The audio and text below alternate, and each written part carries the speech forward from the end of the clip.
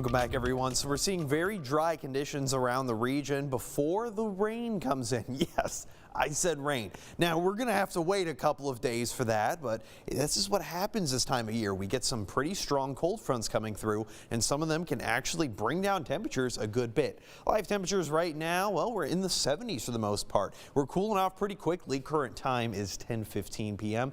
That's because, well, we don't have a whole lot of cloud cover around the region. You can really see that. Most of the clouds are just staying well to the west of the viewing area. There's the front down to the southern tip of Texas right now. Most of the radars are just showing that afternoon scatter. Hurricane Julia, we're also tracking that. The only active storm in the tropics right now. Sustained winds at 75 miles per hour, probably making landfall in the next few hours in Nicaragua.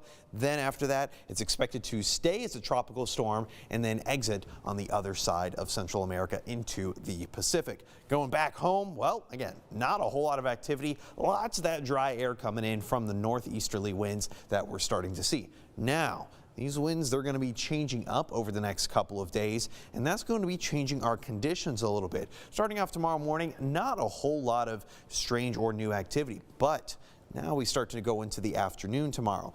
Notice the winds. They're now coming out from the east-southeast. That's increasing a little bit of moisture, more toward Brownwood, Comanche, far west of most of the viewing area. But it's starting to bring up a little bit of those clouds and a little bit of some isolated showers. And I'm saying very isolated. Most of the viewing area, we're not going to be seeing any kind of shower activity really until the middle of next week.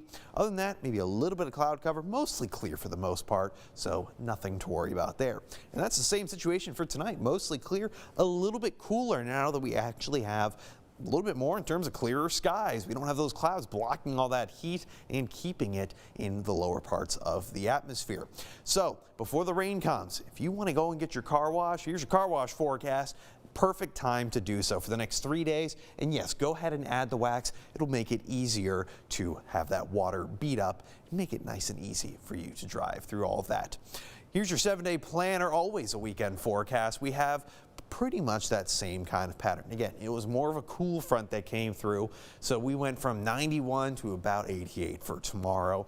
Not a big cool down, but you know what? Relatively above average, but nothing oppressive. We had a very hot summer. It's the middle of fall right now. When can we see those fall temperatures? Well, pay attention here.